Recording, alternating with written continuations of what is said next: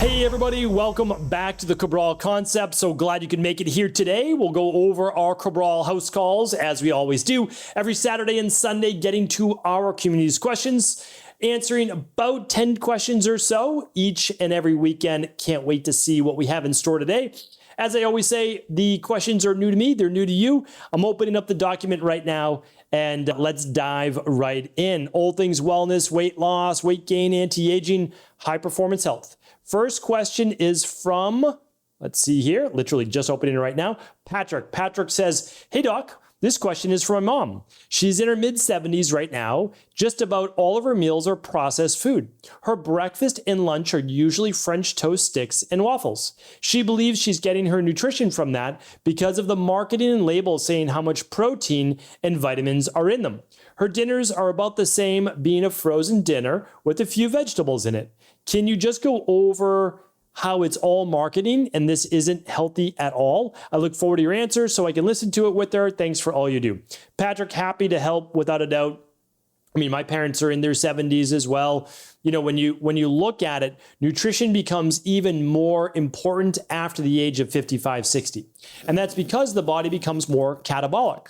That means it's not rebuilding and building up as it once was as we were younger, specifically more in our 20s and 30s, even early 30s. And then the scale starts to tip. So here's the thing. When you eat the French toast sticks and the waffles and those types of things, it's saying certain things like it has this much protein or this much fiber or whatever it might be. But the truth is these are processed foods. And so what I would say is overall, if you can't see it growing in nature, then it is going to cause a lot of inflammation in your body. That's the easiest way to state it. Now, there are some exceptions, of course, but let's say you do have frozen foods. Well, frozen foods that would be okay would be like frozen vegetables without all the oils and everything on them, right? What else would be okay? Frozen fruit. Right? If you can't always get fresh fruit or access to fresh fruit and you want to put frozen mangoes or frozen, organic blueberries in a smoothie, amazing. You can do that. But when it comes to these frozen dinners, here's the issue.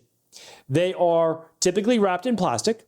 You're microwaving them oftentimes in plastic. Those microplastics are going right into the food. Not good, right? Sometimes VOCs and other chemicals. Plus, these foods are highly processed. They are going to spike your blood sugar. They're going to create inflammation, and all of this inflammation eventually can lead to dis-ease in the body.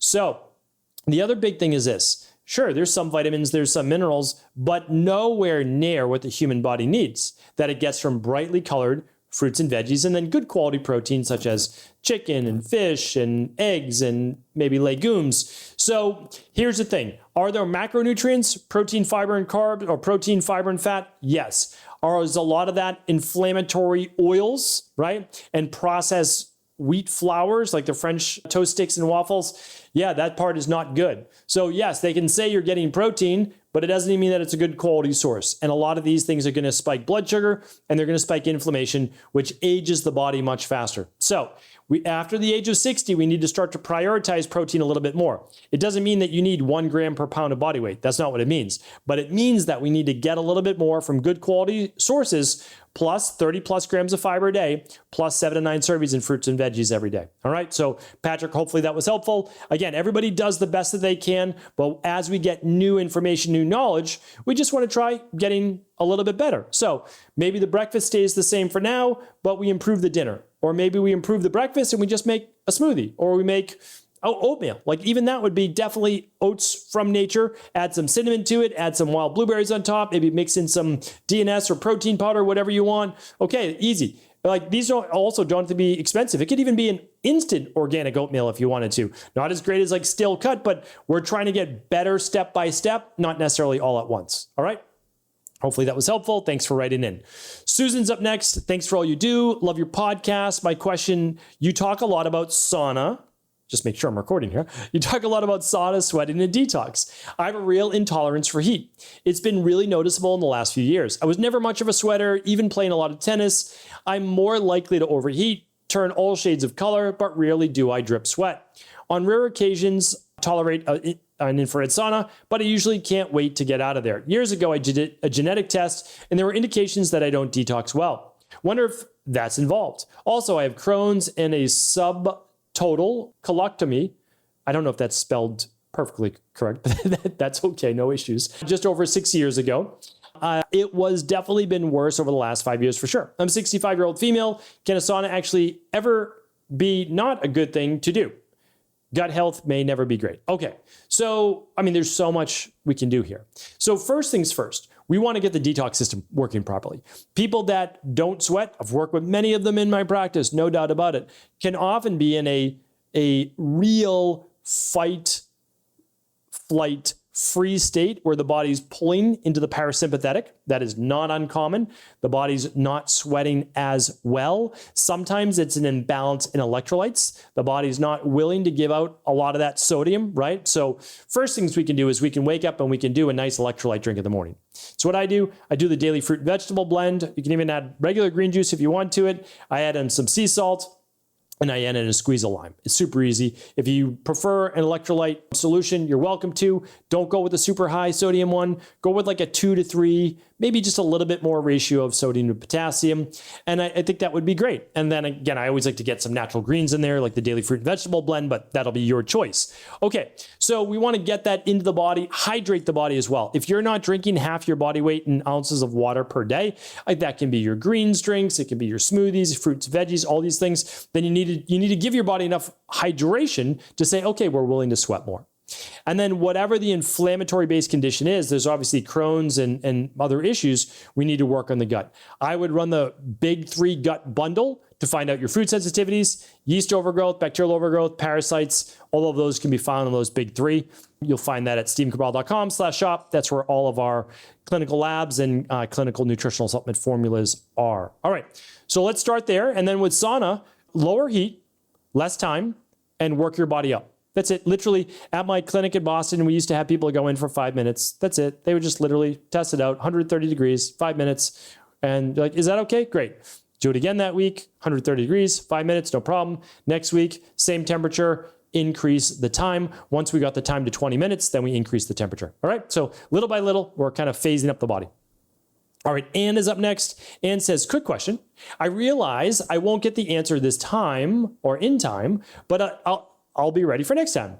When you have a virus, coughing, sinus, headaches, is that a good time to start the 7-day detox? Would the detox help to get rid of the virus faster? And if so, is it wise to stop the protocol you are on at the time and just do the detox? Okay, really great question. So let's say you're doing the CBO protocol or the heavy metal detox. No, don't stop them. You can do the 7-day detox concurrently while doing a CBO protocol, a heavy metal detox, a mold detox, or really any of the others. So no issues at all.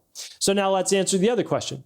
A virus, let's just call it a virus. Let's not say the headaches and sinus and coughing because that could come with the virus, right? So would it be great to then do a detox during that? My answer is typically no. Give the body everything that it needs. The extra vitamin C, the extra zinc, the vitamin D3, all the other nutrients that you might need. I talk about them on the virus protocol based podcast that I did. So yeah, I would typically say, no, wait a couple weeks, get the body back strong enough, then you can do the detox. It's not a bad thing because like sometimes if you get really sick, you fast anyway, right? And so could you just build in then the first 2 fasting days with just the DNS? Yes. So it's not that you can't, there's not a wrong way to do it, but if the body's not strong, you're feeling weak, you just eat lightly, soups, smoothies, bone broth, all of those things are fine if they work for you, when you're just kind of trying to nourish your body without heavy foods. Okay. So I know there's a little bit of both, but that's because there's nuance to it. There's a little bit of wiggle room for you to do what's best for your body. And again, if there's ever a follow-up question, you can ask at cabralsupportgroup.com as well. We'll answer that same day. All right. Anne's up next. Same Anne, I think. Is it the same Anne? Same Anne. All right. In November, while watching a play, I felt a stinging sensation and pain and hotness and swelling on my right hand. I could see a small puncture hole and figured something bit me. I kept checking my throat to make sure it was nothing serious. I took a Benadryl in the next few nights, then forgot about it. Months later, I asked my doctor to check it and had an x-ray which showed a bone not attached to anything. Doesn't hurt now, but it seems to be getting bigger. It's off to the right of my pinky knuckle. Is it possible that my body calcified the poison from the bite or turned into a bone? It's crazy.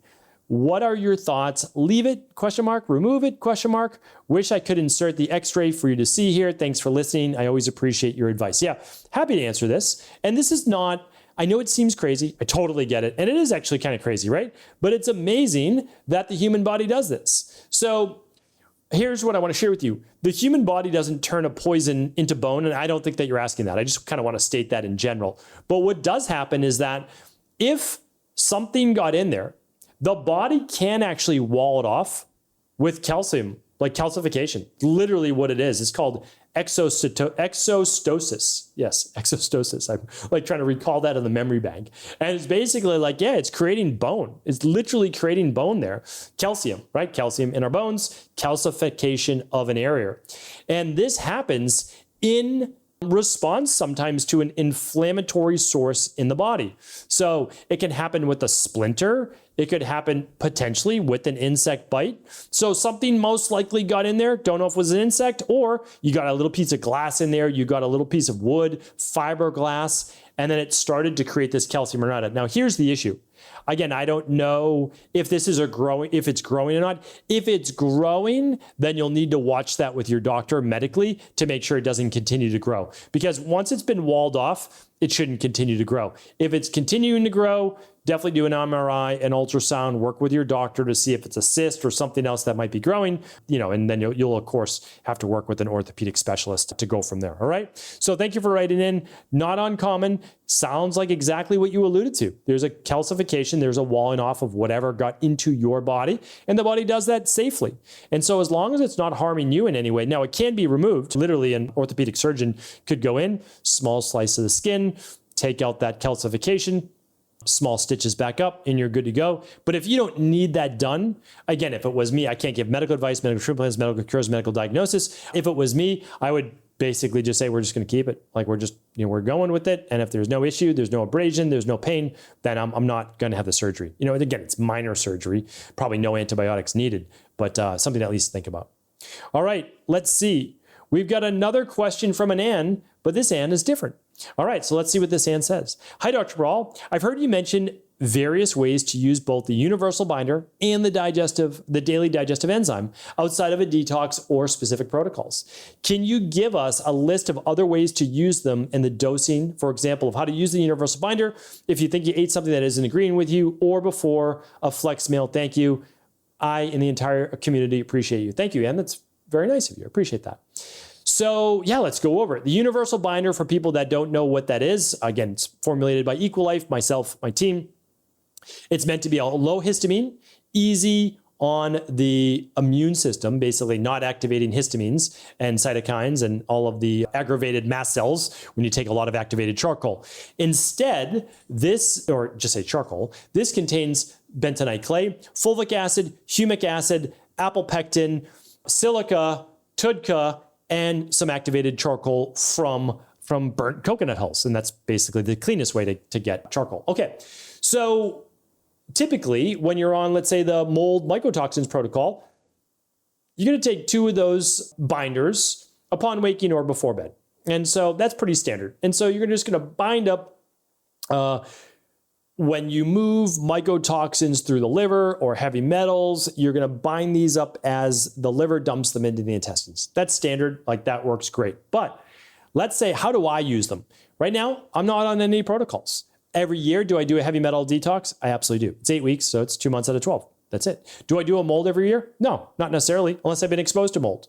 Do I do a parasite every year? Yes, once a year. So that's 8 weeks. So there's 4 months of the year that I'm definitely using it, right? But I'm not doing a CBO, I'm not doing a mold because I'm good. My gut's good and I'm not exposed to mold. Okay, so here's then how I use it as well. If I'm doing I wrote about in the rain barrel effect, a self-care Saturday or self-care Sunday, where I'm going to do a rebounding, or typically I'm doing more, I actually love rebounding, so I'll do that anytime, but I'm doing an abhyanga massage or dry brush and the sauna and the coffee enema, then I'm going to use the binders before I do start the dry brush and the sauna. Okay, 2 of those. If I'm going to go out, which it would be a super rare occasion for me to drink alcohol now, that's the truth. I just don't I just don't drink at all anymore, at all. And the reason is, it's like, I don't think that there's any piety in it. Like, I'm not doing that to say like, oh, look at me, I'm not drinking alcohol. Since I never drink anymore, when I do drink, I feel it like literally right away. I mean, and I don't drink enough to like get that, that happy feeling. So it's like, what is the point? Like, what am I doing? But it's every once in a while, I'll be at a wedding or a special occasion, and sure, I'll have half a glass of, wine or whatever it might be. And if there's a cheat meal involved with that or flex meal, I definitely take 30 minutes before that. So without a doubt, yes, I take it then, without a doubt. And so those are the main ways that I use that. The daily digestive enzymes, I don't use those as much, except if someone has skin rashes, specifically psoriasis, I will have them take 2 to 4 of those upon waking, but we're also usually using the fluorofilm and or proteolytic enzymes, because until we heal and seal that gut wall with the CBO protocol and the CBO finisher, we are getting rid of anything that's in that bloodstream. So I'm using enzyme-based therapy, first talked about, I could go way back to Emmanuel Ravici, but then used by Dr. Donald William Kelly, and then maybe more popularized by Dr. Nicholas Gonzalez. And so I use these I don't use daily digestive enzymes in my cancer support protocols. I use proteolytic enzymes and I use fluorofilm 2 and 2 upon waking, but I'll use daily digestive enzymes actually with meals and then upon waking or before bed with people with psoriasis or eczema. All right. So hopefully that was helpful, and hopefully this was helpful to everyone here today. All the products that I talked about, all the labs, they're always over on Equilife. I know most people can't spell Equilife. I can't spell it either. I totally get it. We named it specifically like, getting your body into equilibrium in balance with the word life. I don't know. Maybe we were ahead of our time. It's equi.life. That's the website. The easy way to get there is just stevencabral.com/shop. All right. Take care, everybody. I'll be back tomorrow answering more of our Cabral House Calls. Take care. Thanks so much for tuning into today's show. Before you go, don't forget to hit that subscribe button. I want to make sure that you're getting our daily content, not missing out on anything. Functional medicine, wellness, weight gain, weight loss, anti-aging, living longer, stronger, and all of the most cutting-edge research. And if there's any topics you want to hear, feel free to leave them in the comments below. Take care.